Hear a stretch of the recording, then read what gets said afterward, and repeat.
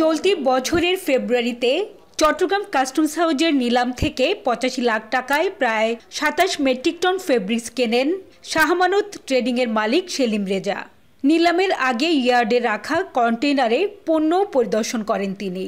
এরপর পণ্য ডেলিভারি নিতে মূল্য, শুল্ক কর ও বন্দরের চার্জ সহ ১,৭ লাখ টাকাও পরিশোধ করেন। অথচ ২৬শে ফেব্রুয়ারি ট্রাক নিয়ে বন্দরের সংশ্লিষ্ট ইয়ার্ডে গেলে দিনভর খোঁজাখুঁজি শেষে জানানো হয় কন্টেনারটি নেই।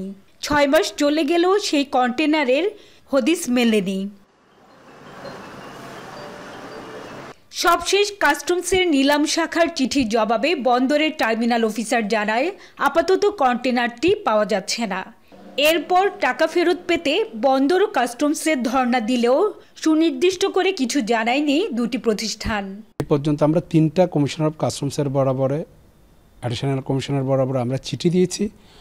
আমাদের যে ব্যবসা বন্ধ হয়ে যাচ্ছে, আমাদের আর্থিক প্রায় ১,৭,০০,০০০ টাকার উপরে আমার ওখানে আজকে ৭ মাস পড়ে আছে এবং ওনাদেরকে বারবার চিঠি দেওয়ার পরও আমি এখনও পর্যন্ত আমার টাকাটা যদি মাল না পেয়ে থাকি, আমার টাকাটা এখনও আমি ফেরত পাই নাই।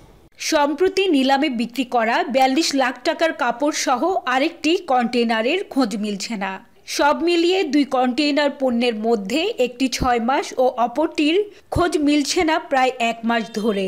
এক্ষেত্রে কন্টেইনার না থাকলে যাবতীয় চার্জ নিয়ে বন্দর ডেলিভারি অর্ডার কেন দিল, এ নিয়ে প্রশ্ন তুলেছেন বিডাররা। আমরা বাইরে মাল থাকলে চুরি হবে চিন্তা করতে পারি, বন্দরে এরকম সুরক্ষিত ওয়ালের ভিতর প্লাস আর্মি যেখানে জড়িত আছে, নেভি আছে, বন্দরের নিজস্ব সিকিউরিটি, এত কিছু থাকার পরে এই পণ্য বাইরে যায় কীভাবে? দুই লটের 2টা 40 ফিট কন্টেনার সহ হদিস পাচ্ছি না আমরা। ঘটনার সত্যতা স্বীকার করে নিলাম শাখার এই কর্মকর্তা জানান, পণ্যের রক্ষক চট্টগ্রাম বন্দর। বন্দর থেকে কন্টেইনার নিখোঁজের চূড়ান্ত চিঠি পেলেই নেওয়া হবে অর্থ ফেরতের উদ্যোগ। আমাদের কাছে এরকম অভিযোগ এসেছে 2টা।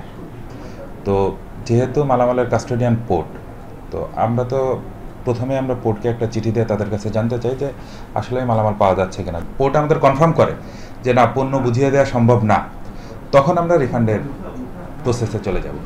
শুধু পণ্য নিখোঁজ নয়, নিলামে বিক্রি করা পণ্য কম পাওয়া এবং ডেলিভারির সময় হয়রানি ও অর্থ দাবির অভিযোগ অন্যান্য বিডারদের।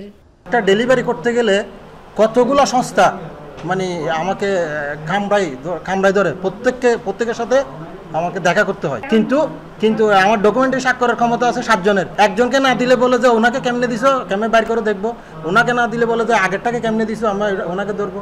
প্রত্যেক পর্যায়ে এটা হয়রানি আছে। কাস্টমসের ডকুমেন্টে আছে যে 5টা স্বাক্ষর, 5টা সংস্থা। এখন আমাকে ওই ডকুমেন্টে স্বাক্ষর করাতে হয় 17 জন কর্মকর্তা। এসব বিষয়ে চট্টগ্রাম বন্দরের সাথে যোগাযোগ করলেও বক্তব্য মেলেনি। সম্প্রতি বন্দর থেকে জাল ডকুমেন্ট দিয়ে কন্টেইনার ডেলিভারি ও আমদানি পণ্য পাচারের সময় হাতে নাতে 4 জনকে আটক করে কর্তৃপক্ষ। তবে নিখোঁজ কন্টেইনারের হদিস মেলেনি। হাজেরা শিউলি, এখন চট্টগ্রাম।